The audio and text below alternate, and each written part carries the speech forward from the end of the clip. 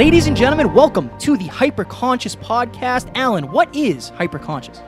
Once you understand why something is the way that it is, now you have the power to change it. Great conversations with great people and great questions are the keys to the kingdom of unlocking your consciousness. Every single action that you do starts as a thought. When you control the way you think, you will control the way you act, and you will control the way you live. That is hyperconscious.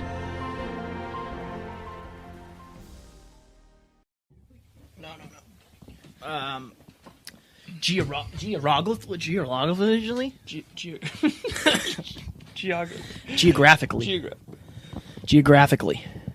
This is cool.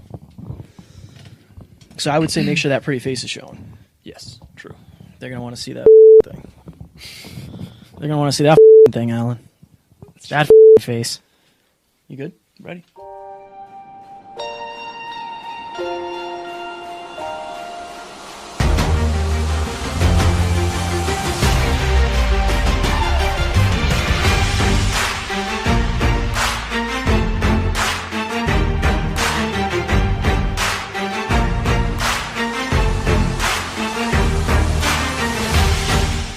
Ladies and gentlemen, welcome back to another very special, as always, episode of the Hyperconscious Podcast. We hope you enjoyed our latest episode, our Small Talks episode where we talked about success. Thank you again to Ali for the suggestion. Today we're going to do a Scratching the Surface episode on dealing with haters. Thank you to our friend Ryan for the suggestion. Yeah, this is a topic that I think a lot of people deal with who have big goals and dreams. I'm sure you've all dealt with it. I know Kevin and I both have. For sure. Real quick, as you know this is coming, friendly reminder to go to the hyperconsciouspodcast.com, click on the tab, join our mailing list, and you will get 3 Hyperconscious Morning Minutes Monday, Wednesday, and Friday. The only way your life gets better is if you get better first. Let us help you do that.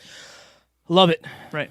So do you want to start? Because I know before this episode, we did a little bit of preamble. I said, Alan, where do you want to go with this? I have some unique areas I want to take this. So you want to start, and then I guess I'll Rebuttal. Sure. So the first thing that I want to say is a quote that I believe I've said to Kevin. I may or may not have said this on the podcast before. I have said it on the podcast? You definitely have. Okay, so you cannot expect to do anything remarkable without, by definition, expecting it to be remarked upon. In other words, if you're getting a reaction out of people, and I wrote on this, so I prepped for this podcast, I've got 5 flashcards.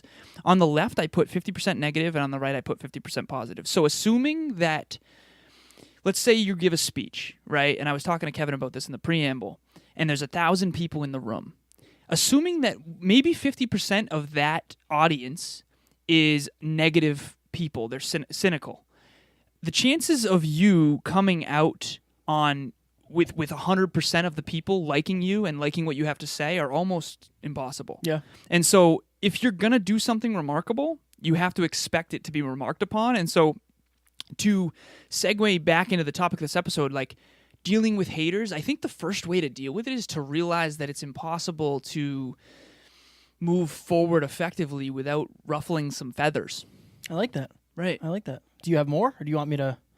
I feel like mine is going to be the total opposite of yours, man. Let's go, man. Let's rock and roll. So, as I was doing my mental research for this podcast, I was thinking to myself, okay, number one, what do I feel like when I feel like I'm getting flack from haters, which honestly, I don't get much from. Honestly, I don't. If I do, it's never been directed towards me. I'm sure there's people talking behind my back. There are. Of course, right? No, I don't mean specifically, but like, yes, of course. Somebody asked me people about gossip. that. Humans gossip. Somebody asked me about that the other day and said, "How do you deal with that?" And I said, "Nobody's ever said it to my face." And until they do, and I'm not saying like a tough guy thing, like, "Oh yeah, I'm gonna knock them out." No, just nobody's ever come up to me and said, "Hey, your podcast ain't shit. What are you doing?" Have you ever heard through the grapevine that like people are really? Nope. Interesting. I hear through the grapevine very frequently. I don't.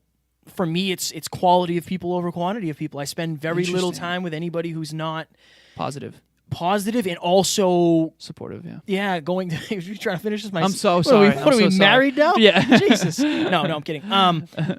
Usually the people that I spend time with know my dreams. They support my dreams, and they're bringing me closer to my dreams. If you don't, there just isn't much room for you in my life. And I don't mean to be a hard ass when it comes to that. But nobody I've ever met has said to my face, what you're doing is a waste of time. You're not going to make it. Really? No.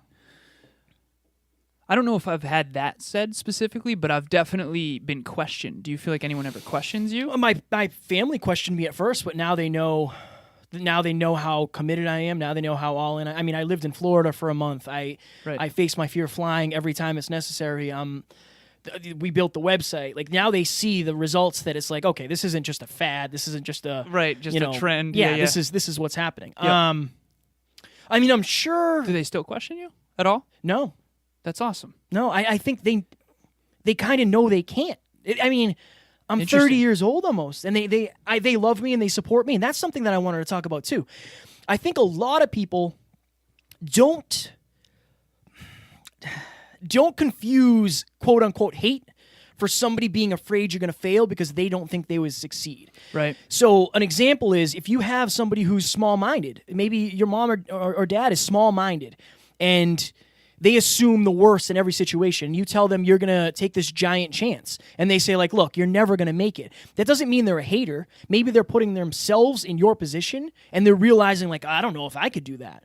I think that gets misconstrued often. Well, you got to figure that their perception is based on their own belief. Exactly. And their belief in what's possible. Yeah. So that's the thing. It's like, how could you possibly hold so much weight into someone else's opinion who doesn't know what you know? So, like, for example, anyone who... We talked about this on I think, the darker side of achievement. If you and I are very future-oriented, if what we're doing on a daily basis is being observed by someone who is not future-oriented, they're going to always wonder why we do what we do, and they're going to naturally question it. Yeah. One quote that I used to say a lot was basically this. When someone believes in themselves, they're most likely going to put wind into your sails because they are optimistic and they have a lot of belief in themselves and in what's possible for you and for them. When someone has a subconscious, maybe lack of belief in themselves and or a subconscious fear that you're going to outgrow them, then they'll probably be less likely to put wind into your sails. So let's just bring this a little bit transparent. Right. We had people from the very beginning that told us we shouldn't work together. Oh, yeah, right. Now, you and I laughed about it because it was like, okay, I appreciate the opinion. It's just that's not how this is going to go. Like, I do remember that. There's too many good things associated with this. And now, again, if somebody is quote-unquote hating, they don't know what you're going through. Nobody knows the behind the scenes of this other than you and I, or as well as you and I. So how could they make an informed decision based on what we want, right? What's behind the scenes, the changes that we're making daily, right? Like, how would you know what's going on? And here's another point. What if we had listened? That I was going to say. This would have... How do you know? Do you ever listen to haters? How do you know when to listen? Interesting. So that's a perfect segue. I have on my flashcard here, I said, the only difference between feedback and criticism is how you take it. That's a Tim Grover quote from the book Relentless. He was Michael Jordan, Dwayne Wade, and Kobe Bryant's personal trainer. But anyways, the only difference between feedback and criticism is how you take it. So do I ever listen to the quote-unquote haters? It depends. It totally depends. I think that if you are being triggered by people that are criticizing you, even if it's constructive criticism, most likely there's some truth behind what they're saying, and it's probably a truth that's touching on some deep insecurity that you have within yourself. That said, it's very rarely the whole truth. And Jim Rohn has a great quote. He says, make sure everything you do is the result of your own conclusion. Be a good student, but don't be a follower. And so there are definitely times in my life where I've probably not taken feedback as well as I could. And there's other times in my life where I'm so glad I didn't take the feedback because I knew it's hard to explain. But first and foremost, don't take it personal because it's not personal, most likely. Yeah. It's most likely their own insecurity or their own lack of belief or their own just not understanding the situation you're currently in. Also, they don't want what you want. That's the other thing. Like, whether it's a relationship that you're in that other people think you shouldn't be in, or whether it's a career path you chose that other people think is a bad idea, at the end of the day, you really do have to take 100% ownership for your own decisions. Most of the time, I would say I am very careful about who I take advice from. I like the fact that you said a lot of times haters will be dealing with their own insecurities, their own issues. That's sometimes a hater, quote unquote hater mentality is a very much a bully mentality. It's, I have something going on with me. I'm not fulfilled. I'm not chasing my dreams, so fuck you for chasing yours. Right. And the point that I wanted to make, and I told Alan I was going to do this, but I used to not like Alan for I don't know what age group we were in. I know that we were friends for Way a while. back in 5th grade. Yeah, I remember we used to play Sega Dreamcast. And Time then- Crisis, I believe the game was. Badass Time game. Crisis was awesome. Badass game, man. No, it was Dynamite Cop. No, not Dynamite Cop. We're dating ourselves. Yeah, we are. Dreamcast. Dreamcast. Right. Yeah. You guys probably don't even know what that is. Yeah. It had dial-up interwebs. Yeah, that was good. That was legit. Right. But we were really good friends at that point, Yep. and then we kind of just grew apart, as people do, Until the 8th grade. until the 8th grade. Yeah, I got my first spin the bottle lesson in the basement here. Right Not below, with each other. right below us, actually. Let's provide Yeah, context. no, it wasn't with us. There were women there. Yeah. So Kevin peaked early. I peaked early. Yeah, right. That was it. Ever since then, it's all been downhill. One thing that I think matters tremendously is when right before we reconnected, I thought you were arrogant, and I thought you were too confident, and I just thought all of these things about you. Now, the opposite of that was me. I was super insecure. I was super self-conscious. I firmly believe when there's too much contrast, Yeah. it's going to be hard for you to like that person. Or if they're what you want to be and you're not admitting that to yourself. I always wanted to be more confident. Why do you think I spend so much time with you? Yeah. Why do you think we connected? Because I wanted to be more confident. You wanted to be more humble. That's why we connected. Now, we always go back to the drive to 5. Yep. Right? The drive to 5 is your ability to basically, it's your self-belief, but it's your self-awareness of it as well. Yep. If you're at 5, you're very confident, but you also are willing to learn. You also know when you're wrong. If you're 0, you're probably afraid to take chances because you don't have any self-confidence. You assume everything's going to go bad. If you're at a 10, you feel like you don't need to do shit because Yeah. you are the best. Just showing up Just is enough. showing up. Yeah, you don't need a coach. To give the drive to 5 real quick, if you're a 0, you're too afraid to get a mentor. If you're a 10, you don't think you need one. Right. So at the time, I was a 0 and Alan was a 10. Exactly. That's like And we mixing made each other better. water and gasoline. Well, no, I mean from the, at Oh, the at the very beginning. Yeah. It was too much. You were too much. much feedback for me. Right. Too confident, too capable, too smart. You were too many things. So I was a hater of Alan. If Alan was doing this with somebody else and I was still in that negative mental space, I'd probably hate you. Interesting. I'd probably be a hater. That is powerful. Yeah, man. Wow. But that's why it's like, don't hate your haters. Understand why they're not. What they're feeling towards you is a reaction of the way you make them feel. It's a reflection of, And exactly. you could just be yourself. Like, some people are the nicest people in the world. They still have haters. Of course. That's just course. how it's going to be. If somebody is not living congruently with the way they want to, with the way that they're capable of, with the way that they want their life to turn out, and you are, that's a lot of feedback for them. And they're going to try to find reasons to tear you down. I firmly don't believe you should hate your haters. I think that you should understand why they're looking at you the way they are. Yeah, and I think it's a sign, by the way, of actual progress, believe it or not, because there's that great quote by Aristotle where it says, to avoid criticism, say nothing, do nothing, and be nothing. Again, you're going to have to ruffle some feathers if you're going to make change because people have a natural, aversion to change. And to get back to what Kevin said, because I think that's the most vulnerable note that we can hit when it comes to dealing with haters.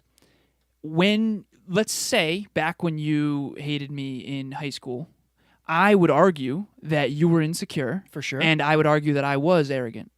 Now, we were kids. We're teenagers, right? We're on the opposite side of Drive to 5. Why? Because we have no life experience yet, right? Life has not smacked us down. Put it this way, life has not smacked me down enough to be humble, and it hasn't given Kevin enough reps to have Evidence. self-belief. Evidence, exactly. Now, from my end, if I had heard that Kevin hated me because he thought I was arrogant, I would probably have gotten very upset by that. Why?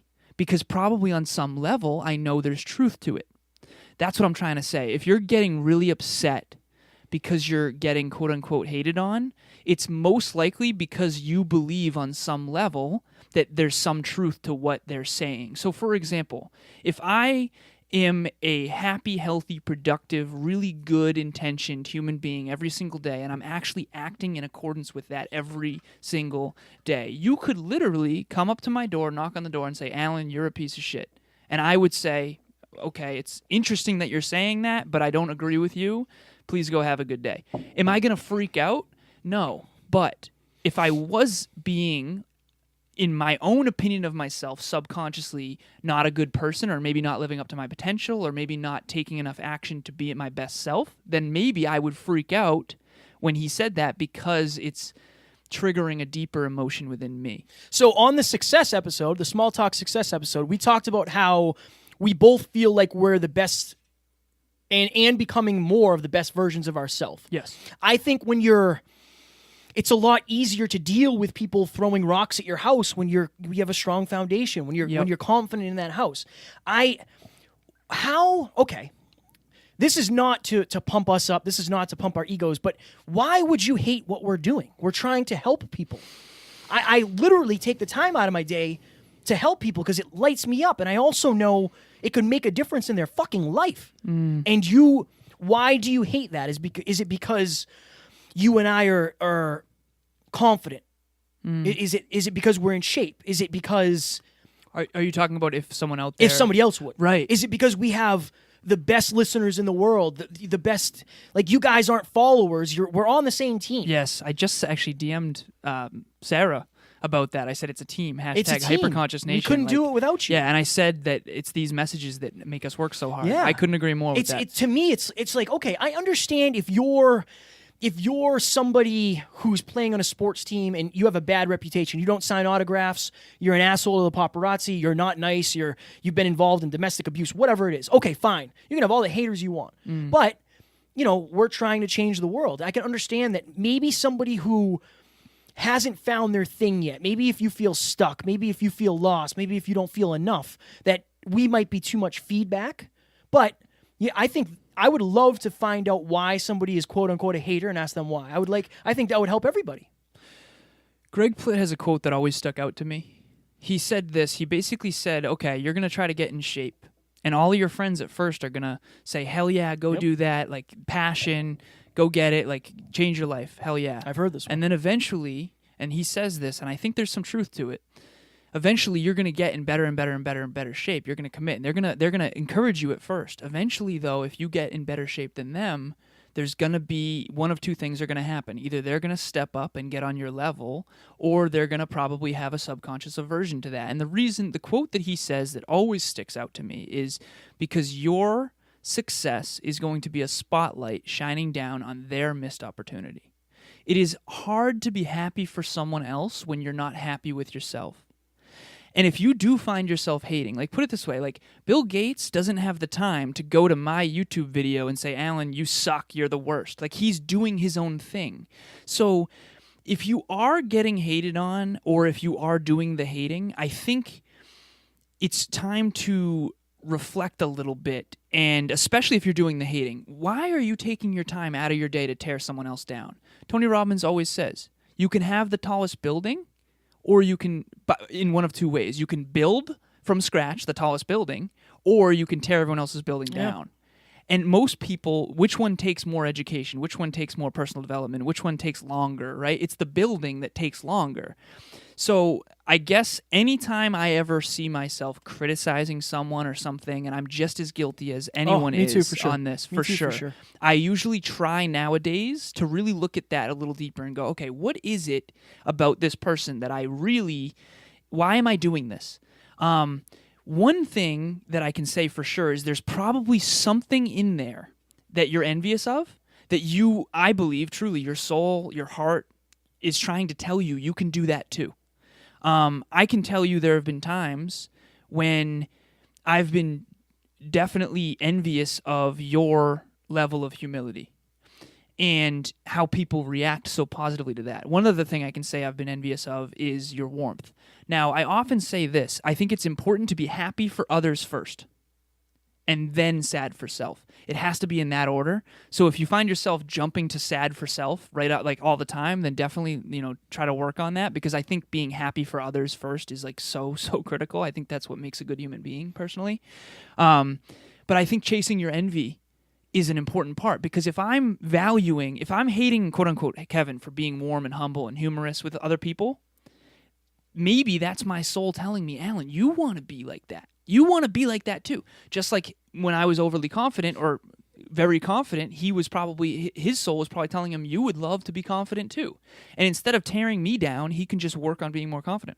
Also, if I quote unquote hate you because you're confident, what are the chances I'll actually become confident? That is the best thing you said on this episode. I was going to say on the podcast, but that's a bold statement. But wow. That's the thing. It's right. like you attract what you are. If you're a hater and you're always trying to rain on people's parades and you don't have a parade of your own, you're not going to get a parade going, and nobody's going to sign up for it.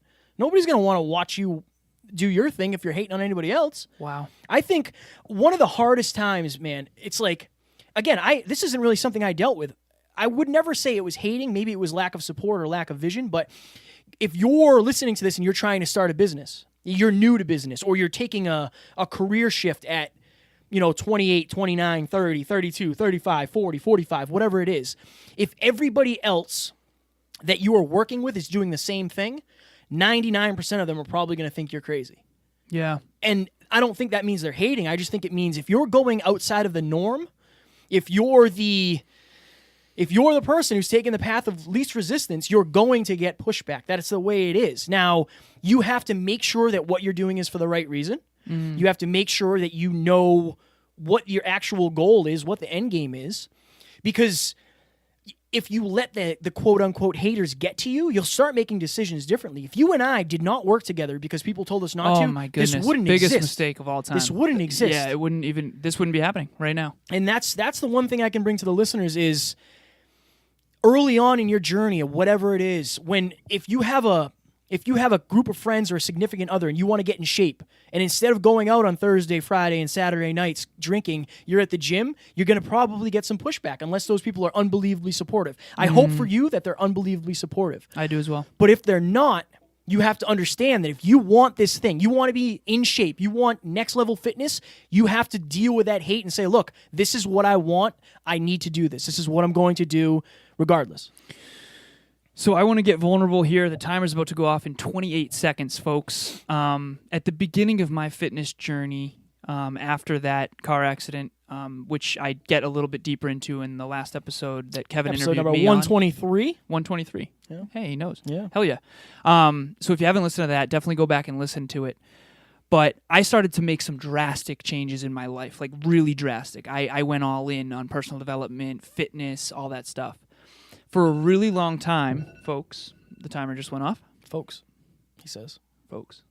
For a really long time, I got a lot of resistance to all the changes I was making, because all of the relationships that I had built in my life, friends, family, and romance, up to that point were predicated on a bunch of stuff that I no longer did. And I remember, oh, you're a bodybuilder now? Like, oh, you're a bodybuilder? Like, I would get honestly made fun of.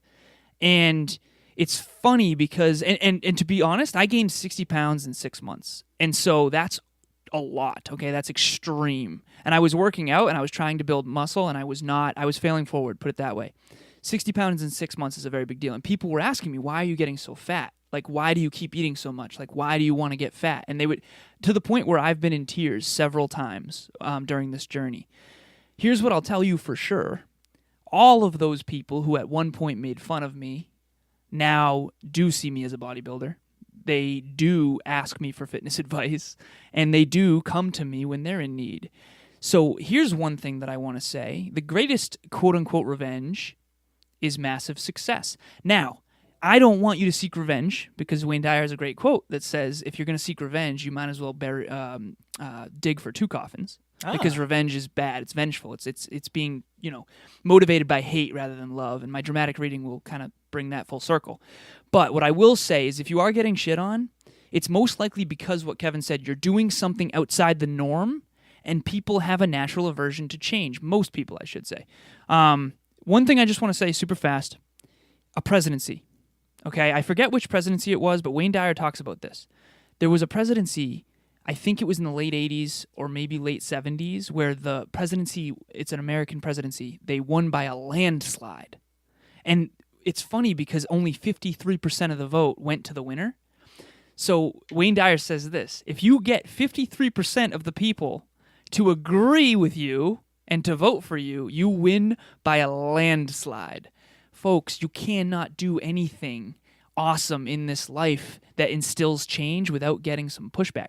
Well, Alan prepares his dramatic reading. I think that I love where you went with it. That's the thing. If you're doing something, if you're doing anything, there's going to be people that disagree with you. Mm-hmm. I think you have to make sure if it's what you really want, you can say, thank you, I appreciate your feedback, but I'm going to keep doing my thing because it's for a greater purpose. If you're going to get shit on the way. When I first started this podcast, I'm sure you'll remember this. I know I'm going to get punches in the face, but I'll be getting kisses on the other cheek. I don't care about the punches. Yeah. You can't hit me hard enough. I get kisses all the time, and that's what I want. You can't have one without the other. No. And I'm willing to take every punch. I don't care. Keep going. Throw punches. I don't care. It doesn't matter. That's not why I do this. I do this because I know it will pay off. I do this because when you guys message me, it makes my day. I literally break down in tears sometimes and text Alan and say, I'm so grateful. I can't believe this is my life. Right. A year and a half ago, this wasn't even an idea. This barely was an idea. And now this is a reality. So that's what it is. If you want something bad enough to leave everything behind for it, then don't be surprised if somebody says, hey, what the hell are you doing? So Kevin did a huge 180 in his life. And Yeah. so did I. We made massive, massive change after, I would argue, some pretty massive trauma, which makes sense. Human beings change through pain. All of the people who liked and loved and admired Kevin liked, loved, and admired him for who he was then. All of a sudden, he starts making all these changes. Of course, they're going to be like, oh, what's going on here, man? Right. So just expect that. If you're going to change, put it this way, you cannot grow without changing. And so if you're going to change, you're going to have some pushback on that. And real quick, just before you do that, this just came to me, and I don't know if this is going to be a thing, but if you're listening right now and you're struggling with this, reach out to Alan and I, and maybe we could connect some listeners. Yeah. And try to get some dream teams going so people have support when they're trying to get to the next level. That just came to me because I know how hard it can be to find a mastermind, to find people like-minded. So, Lazarus88, never quit kid on Instagram. I'm sure we can do something. We absolutely can. Yeah, that would be fire. And all the listeners of this podcast, you probably are like-minded because you're obviously into personal development. You're obviously into asking the tough questions. You're obviously into Kevin's sweet haikus. They're not haikus. We learned they're, I don't know what they are. A quartet? Quartet. Or something like that? Not a haiku. You first. Okay, me first? Yeah. Okay, dramatic reading time.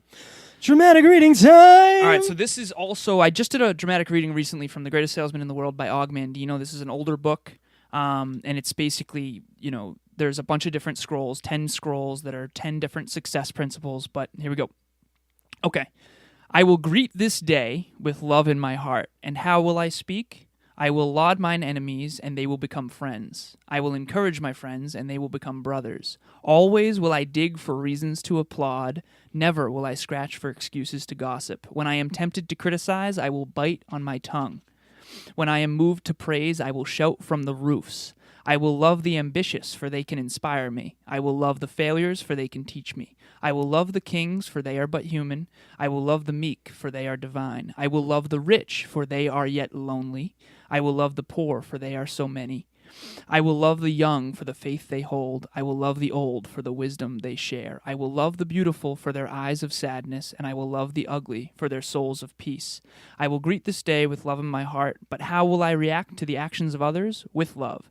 For just as love is my weapon to open the hearts of men, love is also my shield to repulse the arrows of hate and the spears of anger. Adversity and discouragement will beat against my new shield and become as the softest of rains. My shield will protect me in the marketplace and sustain me when I am alone. It will uplift me in moments of despair, yet it will calm me in time of exultation. The last thing that I want to say, folks, is this. I quite literally, for a very long time, when I made massive change and transformation in my life, I said the following phrase. I gauge my own level of progress and success based on how much hate I get from closed-minded people. If someone has a closed mind, they will shit on you. I'm sorry, but there is no other way. I just wrote on my Instagram not long ago, every single hero you have was called an idiot, a loser, crazy, and they did it anyway. Imagine if they didn't. My goodness. Fired up. I am fired up. So I wrote a little thing. It's nothing like that at all. It's not nearly as eloquent. But this is what I have. Some people will love it. There'll always be some haters, though. You can either let it break you or chase your dreams and make them so. I think that one of the biggest regrets, drops the mic, one of the biggest regrets I think I could ever have is if I let somebody's opinion of what I'm doing influence me to the point where I stop doing it. I would look back on that and regret that forever. The what ifs, all the missed opportunities, my life would be entirely different. And I think if you're listening, no matter what, you'll deal with some form of resistance, like Alan said. Maybe it's not quote-unquote haters. I don't even like to put it that way because, it might not be that negative. But you're always going to have people who support you. But on the other end, you're always going to have people who wonder why you're doing what you're doing. Figure out why you're doing what you're doing, and when they question it, you'll be able to say in your own head, this is exactly why I'm doing it. Maybe you don't understand it, but I hope for you that you get to experience and find something that drives me like it drives you. Anything else? That was very well said. I appreciate that. The last thing that I want to say here, I gave a speech one time, and I asked the audience, I said, I want you to imagine in your mind something that changed your life. It can be a movie. It could be a book. It could be even a product or a service. It could be a speech. And I want you to picture who you'd be if you never had that. For me, Good Will Hunting jumps off the page. If I never saw that movie, I would not be the man I am today. I can tell you that for sure. Okay? If you haven't seen it, go watch Good Will Hunting. Amazing movie. What if Ben Affleck and Matt Damon had quit when someone shit on them? I wouldn't be who I am today. That's the level of dedication you have to your dreams and goals, regardless of what anyone else has to say. And when you do win, they will be the ones at the theater saying this movie's amazing. Ladies and gentlemen, we hope you enjoyed this episode talking all about haters. On our website, in the VIP section, we actually have some love languages. I know we're going a little opposite there, but we talk about the 5 love languages, how you express them and how you receive them. That is in the VIP area of the hyperconsciouspodcast.com. We hope you enjoyed this episode as much as we enjoyed recording, and we will talk to you later. Talk to you soon. Bye. Ladies and gentlemen, thank you so very much for listening to another episode of the Hyperconscious Podcast. Going hyperconscious will absolutely change your life because if you understand why something is the way it is, now you have the power to change it. If you going hyperconscious with us has changed your life in any way, please share this episode with one of your friends because the more people that go hyperconscious, the better this world's going to be for everybody. And if you kindly leave us a 5-star review on iTunes, that would help us make more people hyperconscious, and we would be greatly appreciative. Thank you. Bye.